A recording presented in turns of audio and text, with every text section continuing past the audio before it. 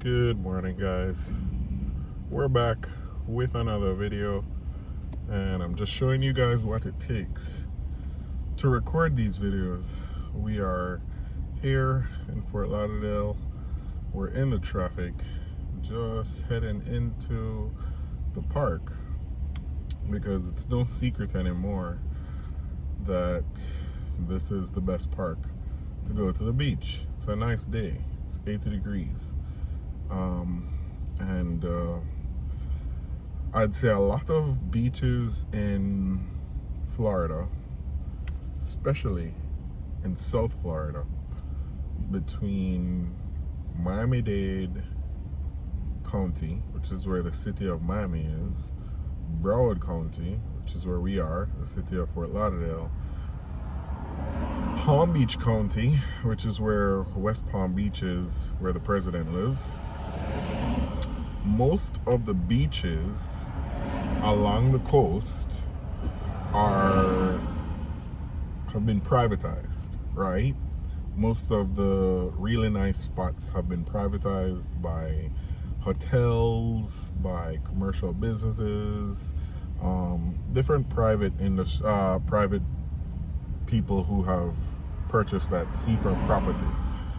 And so access to the beach tends to be limited. On top of that, I think a lot of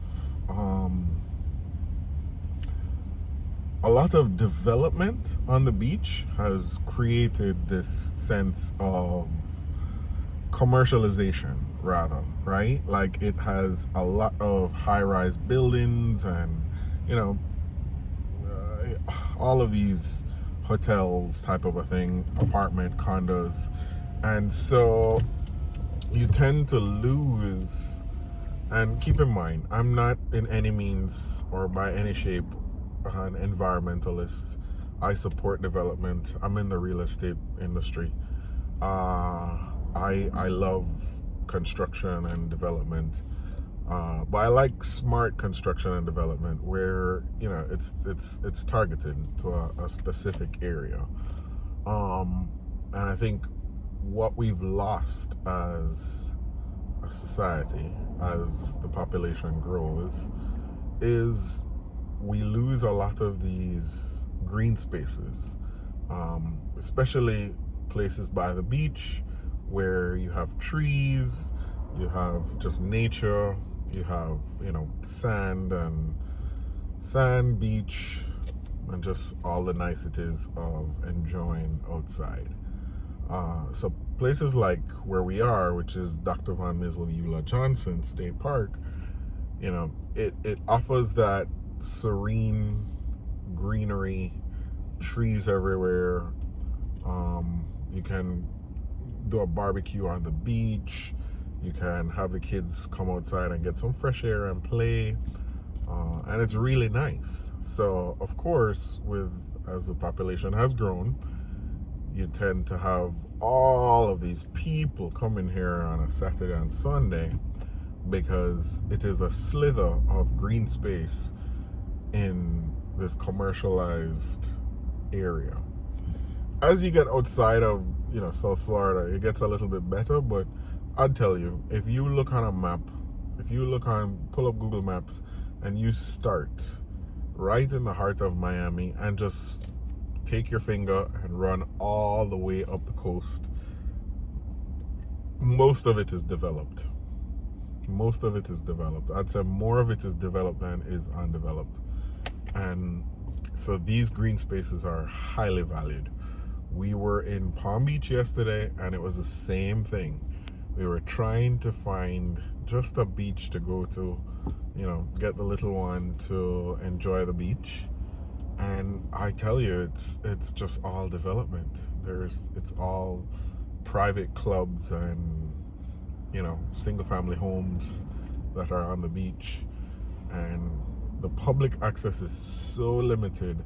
And then where they do have public access, the parking is so limited. It's 50 cars, 80 cars type of a thing, and you have hundreds, thousands even, of people who want to enjoy the beach. So feel like there's a better way to do this. I feel like there is a way in which you can allow both parties to win, which is, the grand majority of the population, be it tourists or snowbirds who come down here, have a park that they can go to. Places like this that are, much more available or much more accessible. Someone could say, well, you could do a double lane road into this park, but you're imprinting on the green space footprint. I would just say you should have, 3, 4, 5 of these parks in Broward. You should have 3, 4, 5 of these parks in Palm Beach. You should have 3, 4, 5 of these parks in Miami-Dade. In Miami-Dade, you have, along that coast, you have Haulover, and that's it. Haulover is the only green space, and even that is becoming, developed. When you go into Palm Beach, pretty much from Boca all the way up to about Jupiter is mostly private. And that's sad, actually, in this day and age. But we're slowly getting there. It's been about 6 minutes. The line moves, and if you're patient enough, you can get to the beach. If you get here early enough, you can get to the beach. I think the demand is excessive on a day like today where it's 80 degrees, it's March, where we still have some of the snowbirds, but we also are coming closer to spring break. And so the demand does tend to pick up this time of year. It's year-round boating, so you have lots of people who bring their boats down, lots of people from upstate. So I will tell you, this is a gem. If you do want to come down here, carve out a day where you're coming to this park, Eula Johnson State Park, and there's a bunch of stuff to do here. You can rent a kayak, you can go to Whiskey Creek, you can have a barbecue, you can go sit on the beach. I believe they're also renting jet skis as well, and there's a boat ramp. So lots of things to do here if you want to. Also has the Nova Southeastern Aquatic Center, which is where students go to become marine biologists. So a fun fact about me is I went to Nova Southeastern University to do my advanced degree, and I was working at the radio station at the time, and we were opening the aquatic center here, and we invited a bunch of politicians. So like Al Gore came, and I met him personally because I was here at the opening, and it was very interesting. He's an environmentalist. At the time, he was a big environmentalist, and it was all about protecting our planet. So I heard his lecture here, and it was very insightful. So some cool stuff happens here. We also have the U.S. Coast Guard here. So, lots of things coming out of this park. But if you guys stuck around this long, well, check out the next video, because I'm just about now to go. Good morning. Hi.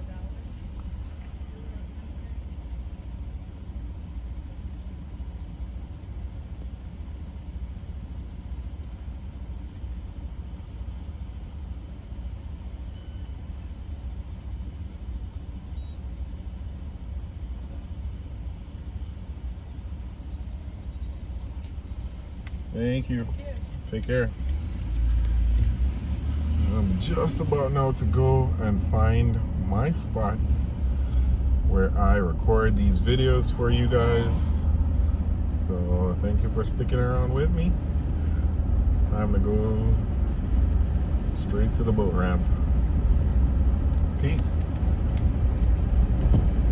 Or rather, I'll make this an 11-minute video and show you guys where the boat ramp is.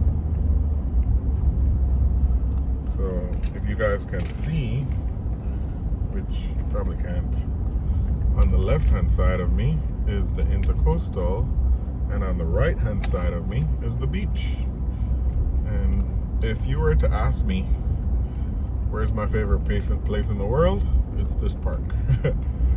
This is my favorite place in the world right now. And why is that?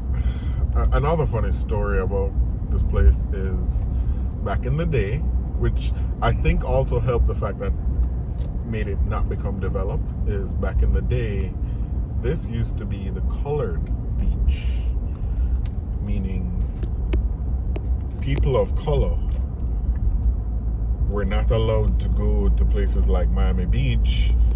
They would have their own beach that they would go to enjoy the waters. And this park was that place for African Americans. So I think big part of why it still hasn't become developed as yet, it's not highly sought after. I'm sure it will at some point, but hopefully that time doesn't happen in my lifetime. Big part of why it hasn't been developed is because it was a colored beach. So, you know, which I don't want to say is a benefit for having segregation, but you know, yeah, I'm not gonna say that. But just interesting tidbit. This is the boat ramp.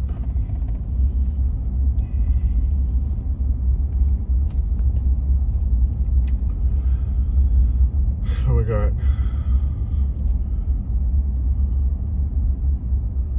state law enforcement. He came in here, sirens blazing.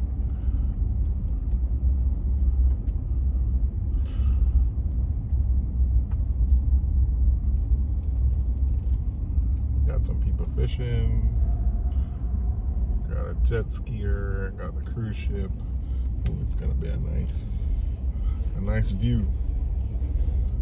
So we'll just find a regular spot to park in because we don't want to take up any of the spots where the boats are.